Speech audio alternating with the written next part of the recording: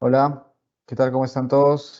Yo soy Sebastián Documet, gerente general de Renta 4, Sociedad Agente de Bolsa. Vamos a ir esperando un poquito a que se vayan conectando todas las personas.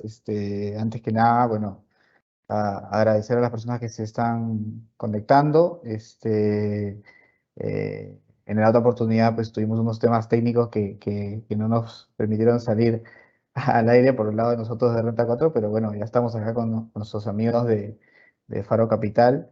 Eh, Primero me gustaría presentarlos a ellos como institución. Faro es una administradora de fondos mutuos y fondos de inversión con más de 12 años de presencia en el mercado de capitales peruanos, ¿no? Actualmente administra 8 fondos con exposición a mercados globales, renta fija, renta variable y money market. Y actualmente es la gestora independiente de fondos mutuos con el mayor patrimonio administrado en el Perú, ¿no? Y también administra fondos inmobiliarios. En el día de hoy vamos a contar con la participación de dos personas del equipo de Faro. Por un lado está Rolando Luna Victoria, que él es gerente de inversiones de Faro Capital, tiene más de 17 años de experiencia en gestión de portafolios para inversionistas institucionales, mercados globales, de renta variable, renta fija y monedas. Anteriormente trabajó como gerente de estrategia de inversiones en Profuturo, AFP, y también como supervisor senior en tácticas e inteligencia de mercado en el Banco Central de Reserva. Rolando es CFA Charter Holder, tiene un máster en finanzas en el London Business School, bachiller de Economía de la Universidad del Pacífico, o sea, tiene todas las credenciales ahí. Hola Rolando, ¿cómo estás? ¿Qué tal, Sebastián? Un gusto y gracias por la invitación. No, gracias a ti. Y por otro lado también tenemos a Pia Arevalo, que también es del equipo de Rolando. Ella es economista de la Universidad del Pacífico con más de 10 años de experiencia en inversiones. Ella trabajó en AFP Pro Futuro, en el área de estrategias de inversiones y en el Interbank también viendo temas de inversiones y trading de FX, bonos corporativos y derivados. Y bueno, actualmente es gerente comercial en Faro Capital, ¿no? Les quiero dar la bienvenida pues, a este webinar denominado Inversión en renta fija global con Faro Capital. Yo, la verdad, en lo particular, creo que es un momento bastante interesante para invertir en renta fija. eh, y creo que el expertise de los profesionales que tenemos acá en este evento puede ser bastante valioso para todos ustedes.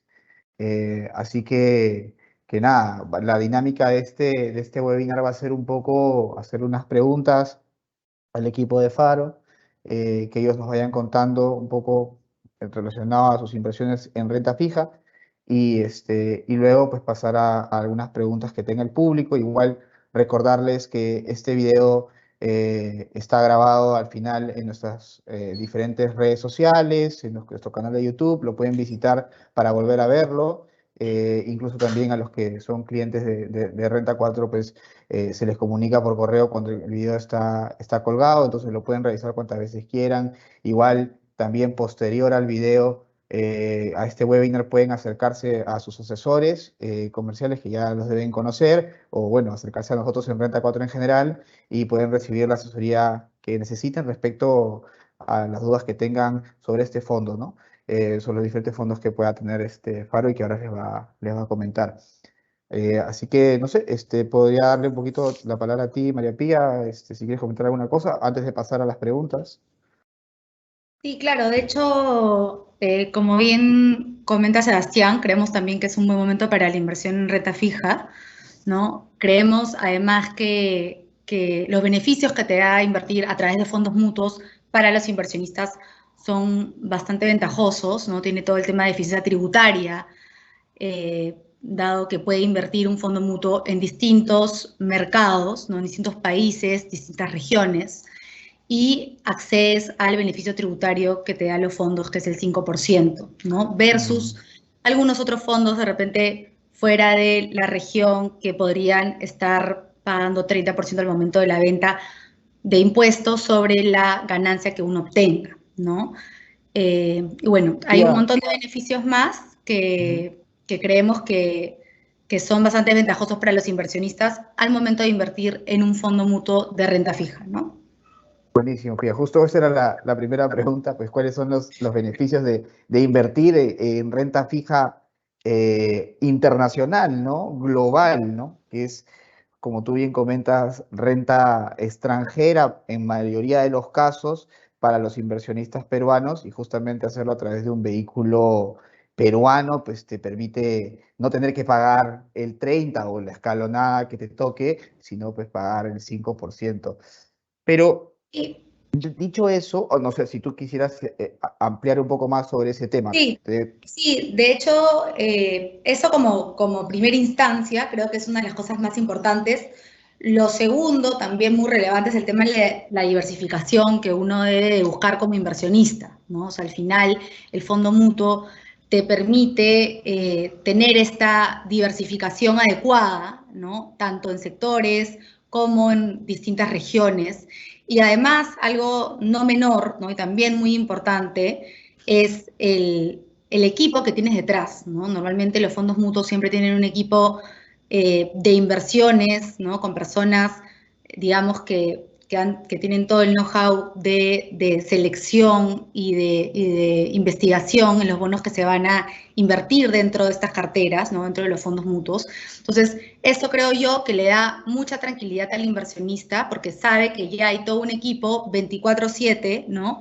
Viendo las oportunidades que se presentan en los mercados financieros, que rebalanceos son oportunos al momento de ver, digamos, una selección de activos óptima en el fondo mutuo, ¿no? Y hay distintos beneficios como esos que puntualmente, como les comento, es la diversificación, la eficiencia tributaria y tener al equipo, ¿no? De profesionales trabajando en la selección de estas inversiones. Por otro lado, también otro elemento, creo yo, relevante al momento de hacer una inversión, ¿no? Para una persona natural o para una empresa, es también ver el tema de liquidez que puedas tener, ¿no? Y el fondo mutuo normalmente te permite tener la liquidez inmediata, ¿no? En cualquier momento. Hay otras clases de activos, ¿no? Que de repente son menos ilíquidas, por lo cual demanda que el inversionista tenga un horizonte de inversión de mayor plazo, ¿no? Y que no pueda rescatar su inversión si en algún momento lo necesita, ¿no? Acá en los fondos mutuos es de total libertad hacia el cliente, ¿no? Además que también, como la mayor parte de los bonos, también se puede hacer, digamos, si es que el cliente lo solicita, ¿no? En muchos fondos mutuos, el tema de rescates anticipados, ¿no? Hay muchas personas que cuando invierten en renta fija, lo que buscan es, digamos, una especie de cupón, por así decirlo, o de pago trimestral, semestral o anual, ¿no? Entonces, el fondo mutuo te permite eso también, te permite tener esos rescates trimestrales, semestrales o anuales según el cliente lo solicite, o si es un cliente que por el caso no necesita estos pagos, ¿no? Semestrales o trimestrales, puede acumular los cupones, ¿no? El fondo va haciendo un growth, va creciendo, se va capitalizando todo y se reinvierte, ¿no? Entonces, digamos que te da bastante flexibilidad al momento de elegir o elegir salir de la inversión, ¿no? Entonces, eso también Buenísimo. creo que es un buen Sí, beneficio. no, sí, de hecho es un buen punto la liquidez, porque a veces también los bonos de por sí a veces son medios ilíquidos y también un vehículo que tienes Exacto. un pool, ustedes ya manejan la estructura, entonces ya conocen la ventana de liquidez del cliente y ya se van acomodando a eso. Y bueno, saber pues también ponerlo, digamos, también para todo el mundo, que sepan que los bonos que tienen ustedes adentro pagan los cupones y uno puede rescatar y justamente tener esos cupones ahí. Y yo quería preguntarles. Ustedes, o sea, ¿podrían explicarle acá a las personas cuál es la diferencia entre invertir directamente en bonos o cuál es la diferencia en invertir en renta fija a través de fondos o ETFs, ¿no? Un poquito para que la gente entienda, porque muchos sí, pues, acceden a bonos, pero ¿cuál es la diferencia un poco entre entrar entre los ETFs? Tal vez la aproximación que dijiste un poco de la diversificación, pero tal vez ponerlo un Sí, poquito más en blanco y sí, negro, o ¿no? sea, la diferencia en realidad de las tres clases de activos, en realidad el fondo mutuo invierte o dentro de los fondos mutuos que nosotros podamos ver o estudiar de renta fija al momento de decidir en cuál vas a invertir, definitivamente en el top holdings o en el top de activos que se invierten dentro del fondo mutuo, es muy probable que veamos ETF, que veamos de repente otros fondos, que veamos bonos directos, ¿no? Entonces, digamos que el fondo mutuo le abre al gerente de inversiones o al gestor esa posibilidad de abanicos de invertir en todas estas clases de activos, ¿no? Entonces, eso como punto número uno en el fondo mutuo.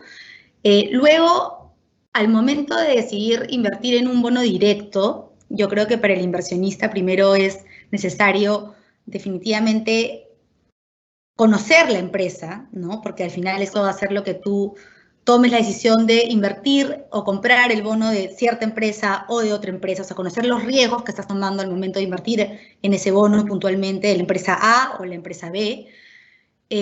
Luego, saber, como también dijo Sebastián, que de repente el momento que quieras vender ese bono puntual de la empresa A, necesariamente no vas a encontrar el precio que tú buscabas, ¿no? Porque a veces el mercado de bonos suele ser un poco más pequeño, no es tan líquido como podría ser un mercado de acciones de primer nivel globales, ¿no? Que sí es más líquido. Entonces, esas cosas hay que tomarlas en cuenta, creo que marcan la diferencia.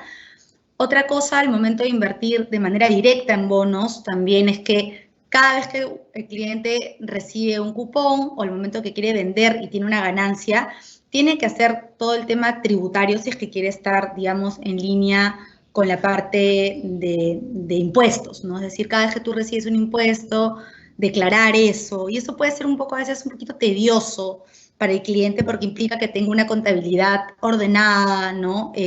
Interna. Entonces, eso también son puntos, creo yo, a tomarlos en cuenta.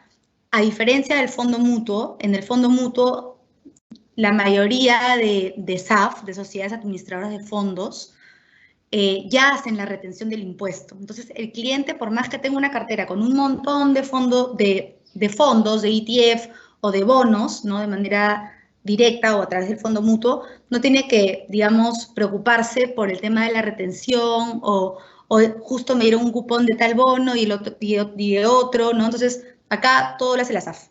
La SAF retiene y le da al cliente un certificado de retención. Entonces, es totalmente simple para el cliente, ¿no? Eso es también otro beneficio.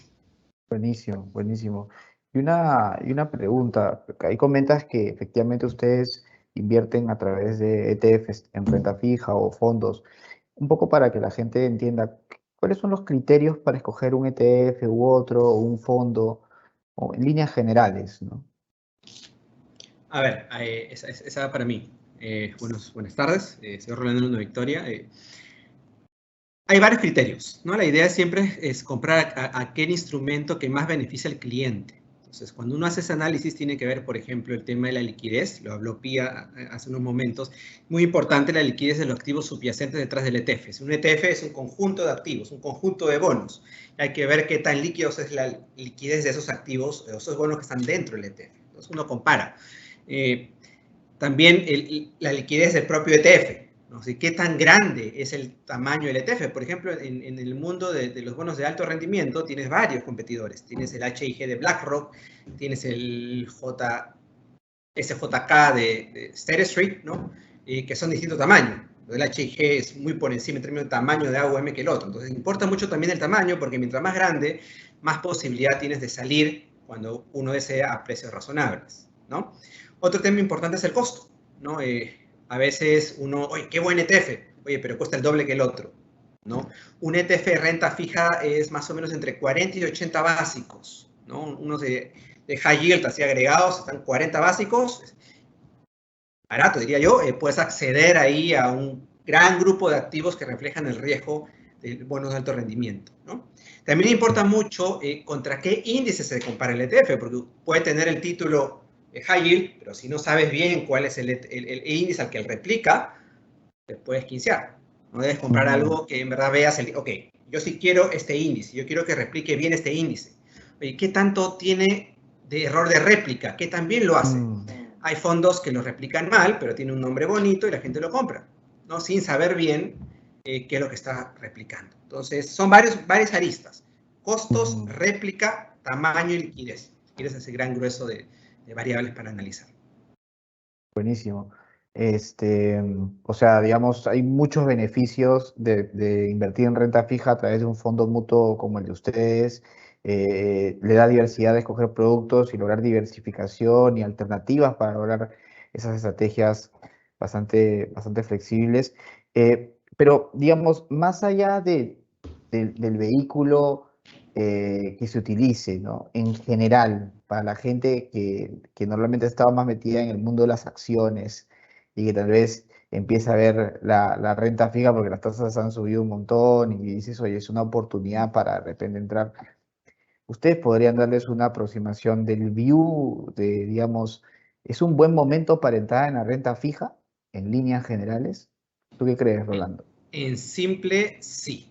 Mira, mi experiencia profesional arranca el año 2005 y del 2005 a la fecha creo que no he visto una época de tasas tan altas en términos de atractivo para entrar, ¿no? Yo me acuerdo cuando entraba en el Banco Central ahí y participaba en la gestión de las reservas internacionales y el mundo se caía en la crisis del 2008, estaba contento porque las reservas subían, porque los treasuries subían de valor, ¿no? Y las tasas caían.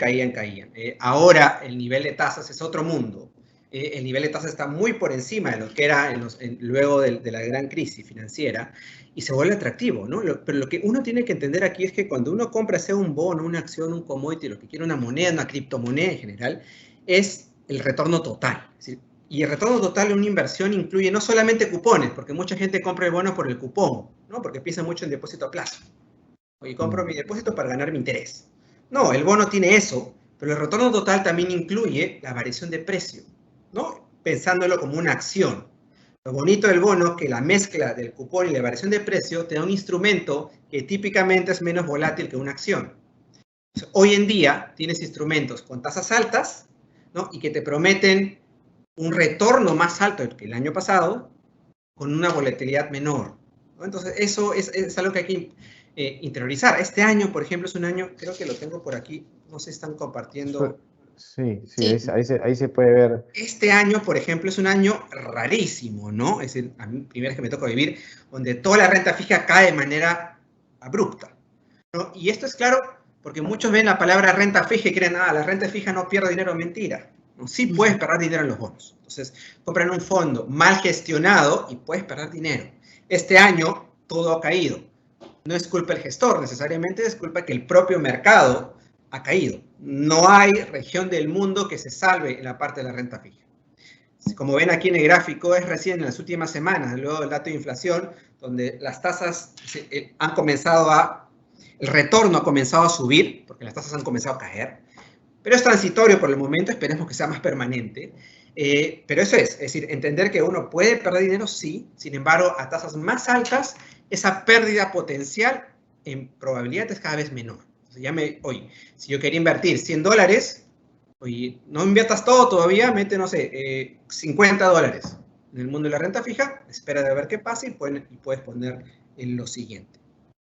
Una caída como la que hemos visto este año va a ser difícil que se vuelva a repetir o sea, en el futuro próximo. En el Entonces, eso futuro significa próximo, sí.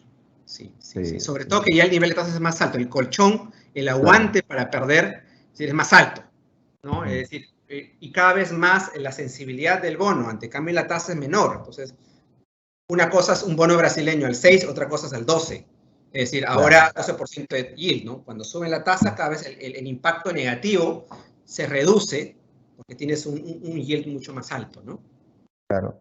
Y, o sea, y ¿qué view tienen ustedes respecto a la FED, digamos, para contar un poquito acá a los Sí. participantes? Cuando es un año tan complicado, siempre hay views diferentes. ¿Ya? Nosotros tenemos muchas discusiones internas y va en línea con lo que uno ve en el mercado. No nos casamos con lo que dice un banco. Si uno lee durante el año un montón de bancos, no tienes todos que opinan lo mismo, ¿no? Típicamente los años anteriores tenían lo mismo. Todos decían que las tasas iban a caer, todos decían que las tasas iban a subir. Este año no. Tienes muy buenas casas de inversión que dicen una cosa y otras dicen otra, ¿no? Entonces aquí también internamente hay mucha discusión, pero sí tenemos un view de la casa, ¿no? Que Ya. es que las tasas han subido de manera importante, van a seguir subiendo, sí, el mercado ya descuenta una subida, pero cada vez más está llegando a un tope, ¿no? Actualmente 5.50, entre 5.25 y 5.50 es la tasa que para nosotros va a ser la Reserva Federal para el próximo año, ¿no? Sin embargo, si el dato de inflación corrige o comienza a subir otra vez, no me asustaría que otra vez el mercado diga que van a seguir subiendo y se va a 6, ¿no? Entonces, el riesgo está. No podemos decir que no existe riesgo. El riesgo está. La inflación no la hemos sabido predecir este año en términos del mercado y, sin embargo, el nivel de tasa es más alto. Entonces, tu error, imaginemos, al alza, está compensado con una tasa más alta. Entonces, te da espacio a equivocarte, ¿no? Entonces, sí, es atractivo, ¿no? Una cosa es equivocarte con un yield ahora que un yield 500 puntos básicos más abajo hace un año, ¿no? Claro, pero digamos esto ya es en niveles generales de la renta fija, ¿no? O sea, todas las tasas, digamos. Pero tal vez podrían comentarle acá a los participantes un poco los segmentos que puedes encontrar en la renta fija, porque uno cuando piensa en acciones, pues piensa geografías, piensa en sectores, piensa en estilos de inversión, value, growth.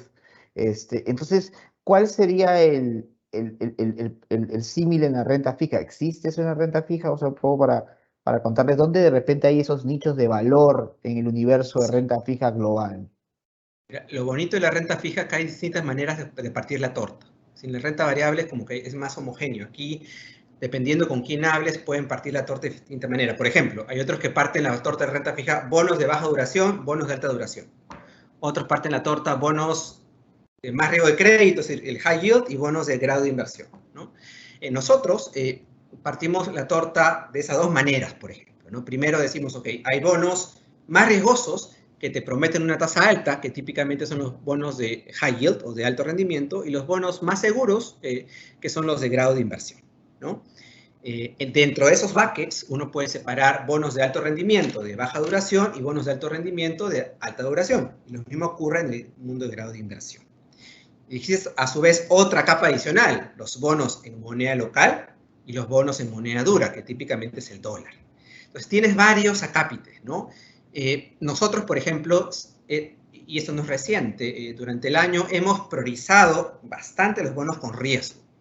Y esto era una diferencia con la competencia. Cuando la competencia decía, ok, se viene la recesión, compra Treasury, porque el Treasury te va a proteger, mentira, porque si la inflación venía alta, el Treasury no te va a proteger, por más buen bono que sea. Y eso pasó. El Treasury, para que sepan, hoy en día está rindiendo negativo y de lejos, ¿no? Lo tenemos por aquí. No sé si lo ven aquí, ¿no? Es algo que uno no estaba acostumbrado, ¿no? Hay un índice que es el EGATRU, por ejemplo, el índice que ve toda la renta fija global. Está al día lunes, el retorno acumulado está por debajo del ACUI, que es el índice de la bolsa, y por debajo del S&P. ¿Cómo es posible que los bonos, que se supone no pueden perder tanto dinero, han perdido más dinero este año? ¿Ya? Entonces nosotros, sin embargo, estamos priorizando el alto rendimiento. ¿Por qué? Porque el nivel de tasas es más alto, te protege caídas, y nuestro escenario base no es de una gran recesión que te lleve a pérdidas brutales. Podemos equivocar, sí. ¿Cuál es el escenario malo? Que se ve una super recesión, los márgenes de los bonos se amplíen de manera importante y todo el riesgo que hemos comprado pierdan de valor, ¿no? Creemos que la inflación, si bien ha subido, comienza a caer, perdón, se va a mantener alta por más tiempo. ¿Ya? El mercado tiende a sobrereaccionar tanto a la baja como a la subida.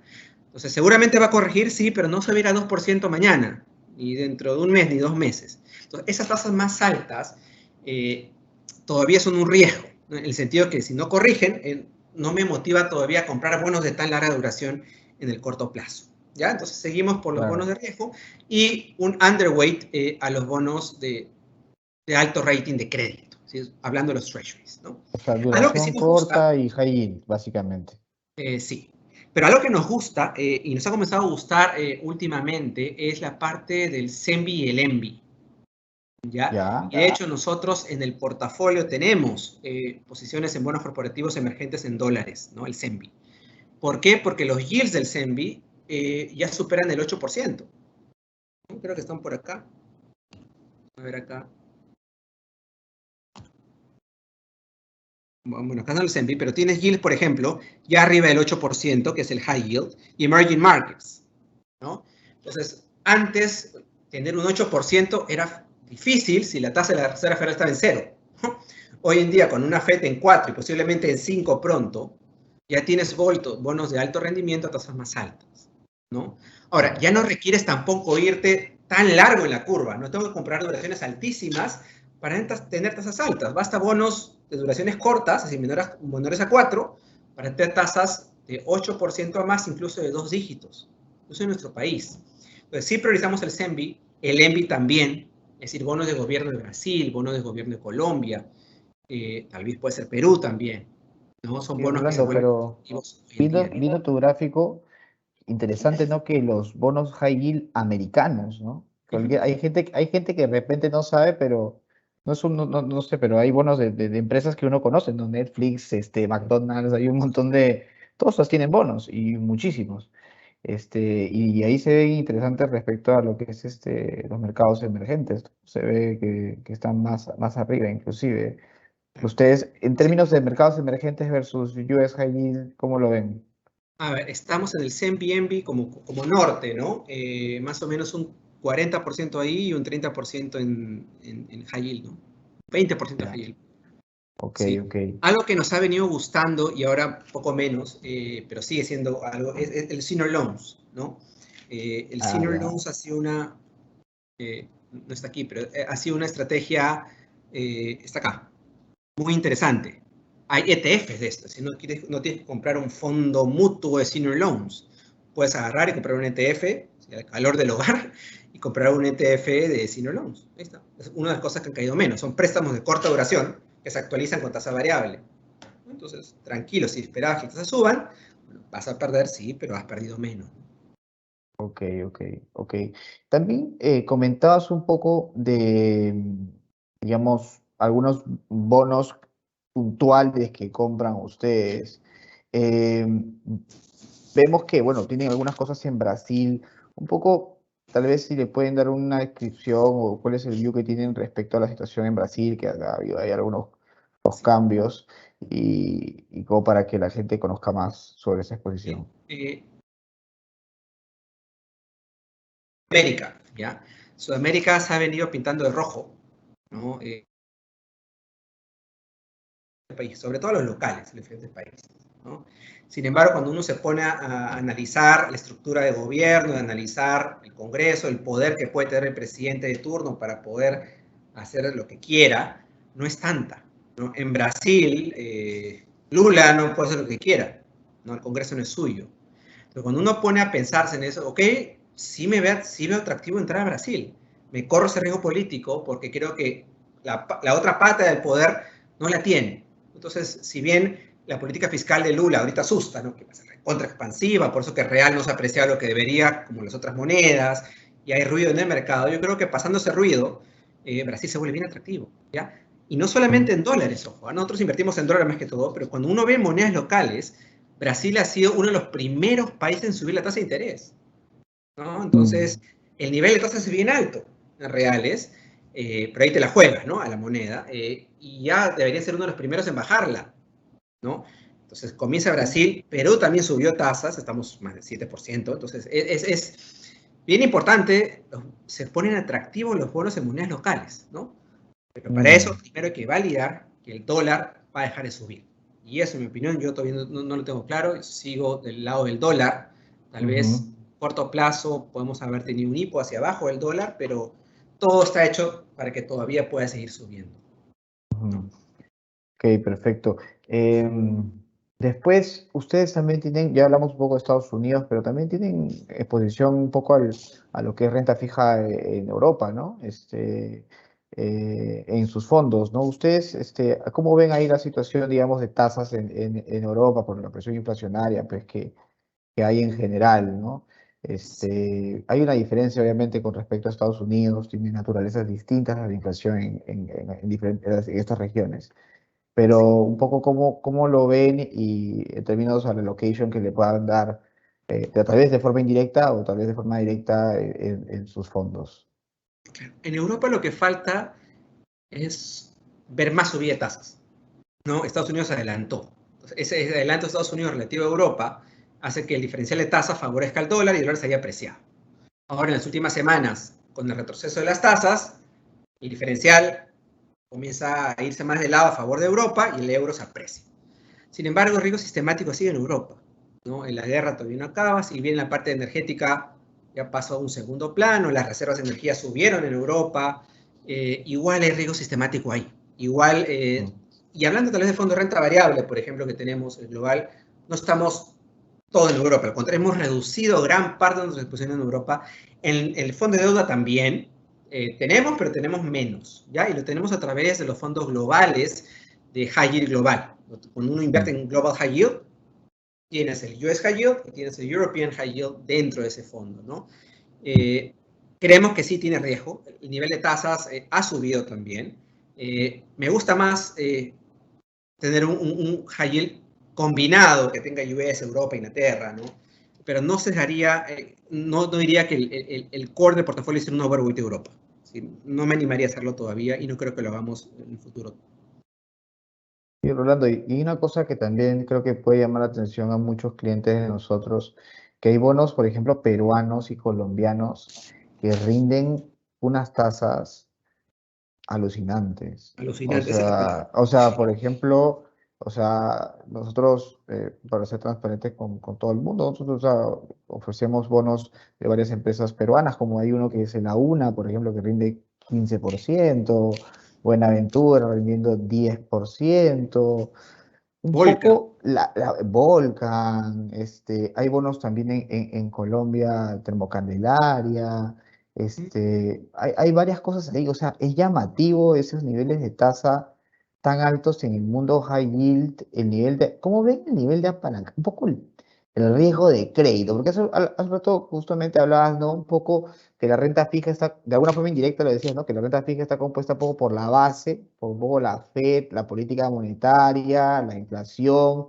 pero también está el riesgo de crédito más sistémico, digamos, pero también hay un riesgo un poco más de las compañías peruanas. Y yo me imagino que ustedes tienen algunas posiciones en algunas compañías peruanas o colombianas, sobre las cuales de repente ustedes pueden comentar un poquito Sí, su a ver, visión, ¿no? más que hablar de títulos individuales, sí tenemos. Tenemos mineras, ¿no? Tenemos Buenaventura, tenemos Hunt Oil, tenemos varios nombres conocidos aquí en Perú. No nos preocupa por el momento. En el caso peruano, como dice, hay tasas altas, pero esas tasas altas tienen un riesgo que nosotros estamos dispuestos a asumirlo, ¿no? Lo bueno es que son duraciones cortas, no son duraciones largas. No me he tenido que ir al 2040, ¿no? Para tener un yield importante, ¿no?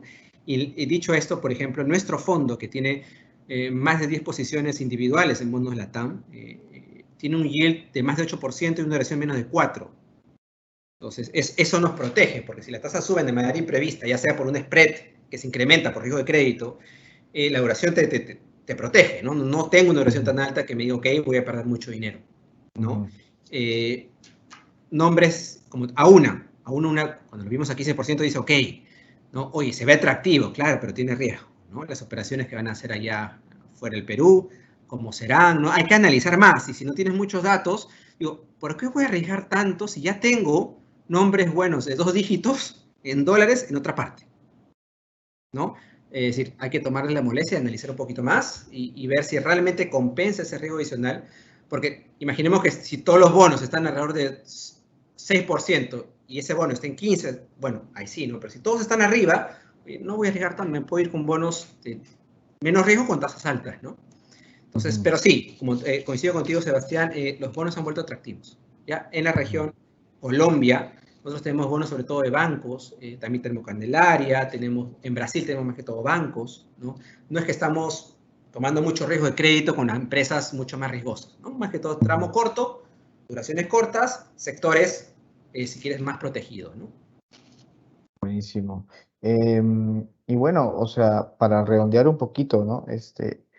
Tú mencionabas ya algunas métricas del fondo, pero para que la gente entienda, ¿cuáles son las métricas que tienen que ver en el fondo, ¿no? Mencionabas duración, mencionabas el yield del fondo, pero ¿qué otras cosas más tiene que ver una persona en un fondo de renta fija para entender lo que está comprando, para poder comparar un fondo con otro? A ver, tal vez ahí Pía luego me complementa. En mi caso, cuando uno construye el portafolio, la persona tiene que ver es la diversificación, ¿no? Y que el fondo compre lo que te promete. Yo me doy la sorpresa que cuando nosotros vemos y analizamos los fondos mutuos de varias otras empresas, el título del fondo es una cosa, pero lo que compran resulta ser otra cosa. ¿Ya? Es decir, tienen bonos, pero también tienen acciones. O te dicen bonos de cierta región y tienen otras cosas también. O sea, aquí lo que la persona tiene que ver es que la estrategia del fondo sea consistente con lo que uno está comprando. ¿Ya? Okay. Dicho esto, entendiendo bien eso, porque hay que entender el riesgo, ¿no? Porque, ok, es un bono extranjero y uno cree que no tiene riesgo moneda y resulta que tiene un montón de bonos locales y te explota el dólar y perdiste por moneda todo lo que ganaste por tasa. Entonces, eso Claro. hay que entenderlo bien. Es decir, pedir primero, oye, ¿cuál es la composición del fondo? ¿Cuánto riesgo en moneda tengo? El nivel de la tasa, el riesgo tasa de interés, es decir, la duración y el yield. ¿No? Eso es importante que lo vean. Otra, el costo también. Ahí Pía puede dar un poco más de detalle, pero es lo que uno debería ver. ¿Cuántas posiciones hay también? Es decir, fondos concentrados es un problema. Imaginemos que es un fondo global, pero que tiene todo en Perú. Explota Perú y no. O tiene Perú, pero todo en un mismo sector. Entonces, no estás bien diversificado. Hay que entender bien la diversificación del fondo. Buenísimo, buenísimo. Si no sé si Pía, si tú quieres complementar algo más al respecto.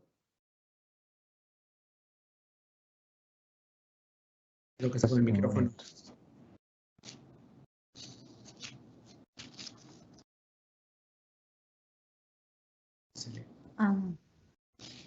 Y ahora sí. ¿Ahora sí me escucha? Sí, ahora sí. Perfecto.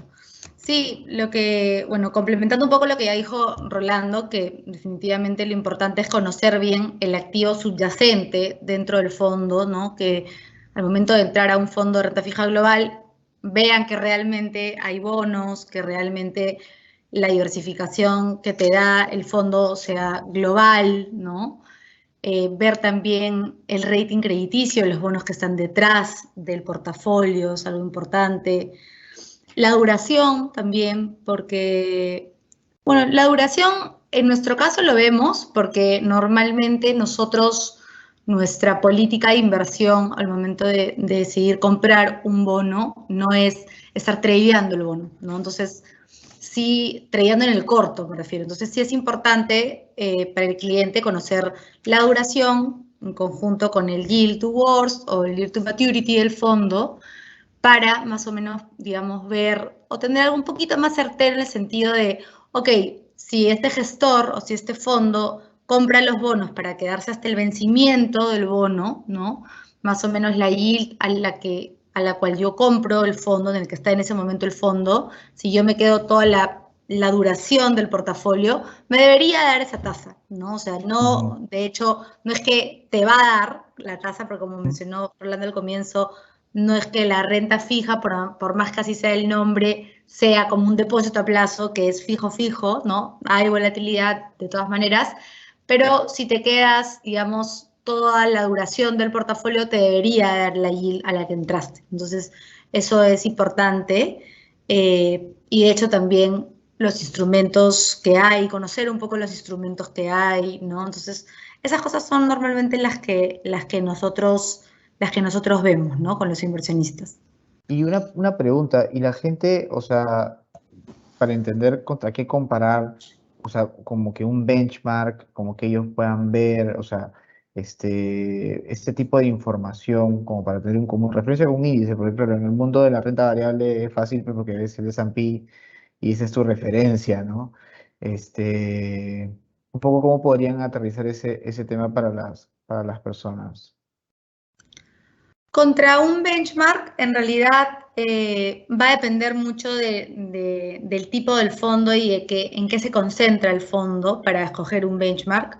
Pero claro, sí lo que podría hacer los clientes es, si comparan un fondo de renta fija global, digamos, por poner un ejemplo, renta fija global de Faro, compararlo contra otras SAF que también tengan fondos de renta fija que sean globales, ¿no? Porque hay muchos clientes bueno, yo como veo la parte de la distribución y sobre todo la parte comercial dentro de Faro, a veces, claro, tienen en la cabeza un fondo en el que han invertido de renta fija y me dicen, oye, pero ¿qué pasó con tu fondo de renta variable? ¿No? Entonces es como, yo les trato de explicar, ya, ok, pero tome en cuenta que la clase de activos es totalmente distinta, el riesgo que asumes en renta variable es totalmente distinto al de bonos corporativos, ¿no?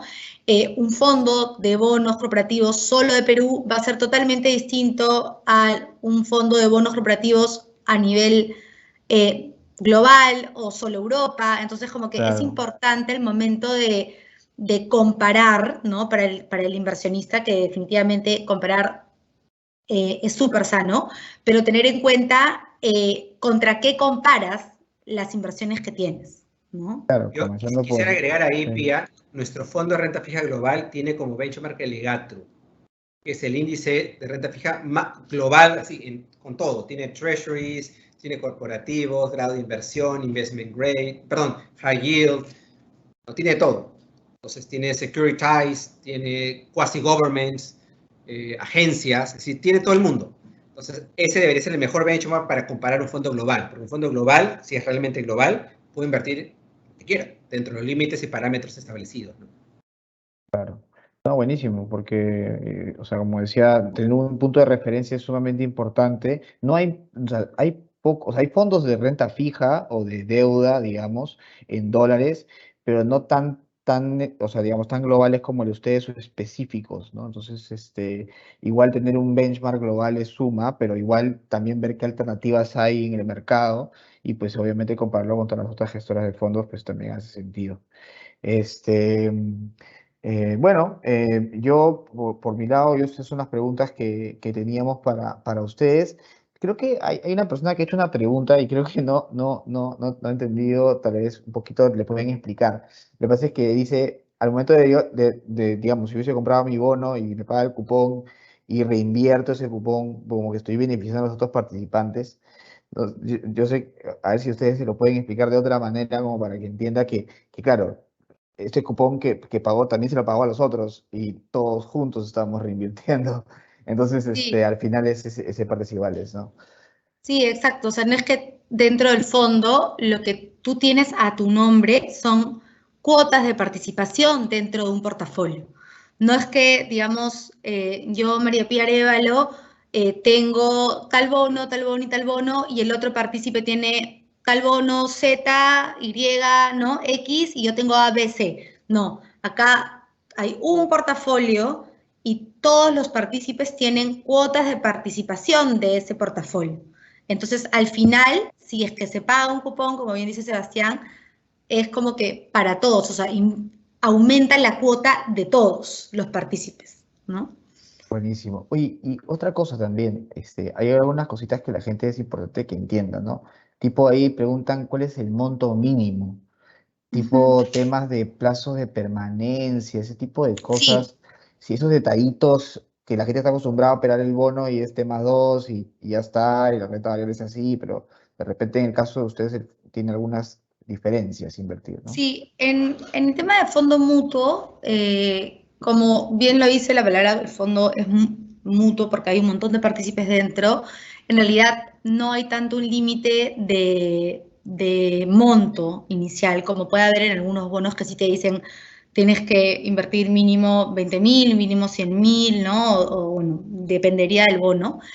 En nuestro fondo mutuo de renta fija específicamente no hay un monto mínimo por el cual el cliente puede entrar, ya sea con un monto pequeño, o hay muchos clientes que lo usan también como, digamos, como una manera de ahorro a largo plazo, ¿no? Pensando como una pensión a largo plazo. Entonces van haciendo suscripciones cada 3 meses o cada mes, ¿no? Dependiendo digamos, lo que tú puedas ir ahorrando. Entonces, puedes usarlo de ambas formas. Por otro lado, la comisión que cobra el fondo de renta fija en Faro, ¿no? Porque cada SAF tiene comisiones distintas, pero en Faro se cobra 1% anual de comisión, ¿ya? Entonces, esa comisión se va descontando al valor cuota del fondo mensualmente, por lo cual cada fin de mes ya se te va a aplicar la comisión del mes, ¿no? Entonces, digamos que no se cobra por adelantada la comisión. Entonces, si tú un día decides salir y tienes invertido 1 año y 6 meses, se te va a cobrar hasta ese año y 6 meses, ¿no? No se te va a cobrar por adelantado. ¿Ya? Eso. Y el tema de liquidez, como les había comentado, es inmediato, ¿no? O sea, cada uno puede salir a vender su participación dentro del fondo en cualquier momento y los tiempos de rescate en el cual se te abona ya la cuenta, ¿no?, del cliente deberían de ser 3 días más o menos desde que el cliente nos firma o nos manda firmada la solicitud de rescate, ¿no? Entonces uno puede rescatar la totalidad de su inversión o una parte, ¿no? Como les comentaba, es bastante libre también en ese sentido. Buenísimo. Bueno, perfecto. Creo que hemos tenido una visión bastante clara, digamos, de lo que es el mundo de la renta fija, entender un poco el funcionamiento, los drivers que están detrás, conocer más de la visión que tienen ustedes respecto a este asset class, entender más del producto, conocerlos a ustedes, Faro, que sepan todos acá, los que estén viendo este video, ya sea en vivo o en la versión grabada, que pueden acceder a los fondos de Faro, no solamente al fondo de renta fija, sino a los otros fondos que tiene Faro a través de Renta 4. Con toda tranquilidad pueden preguntarnos y nosotros les podemos aclarar las dudas adicionales que puedan tener respecto a Faro. Espero que les haya gustado este evento. Pronto colgaremos el video en las redes sociales y en nuestro canal de YouTube y también una versión resumen para los que deseen ver algo más sintético. Y nada, gracias por su participación. Sigan con Renta 4 para más contenido financiero. Muchas gracias. Gracias. Siga, gracias. Gracias. Fernando. Muchas gracias. Buenas Hasta noches. luego. Gracias, Hasta Sebastián. luego. Chao, chao.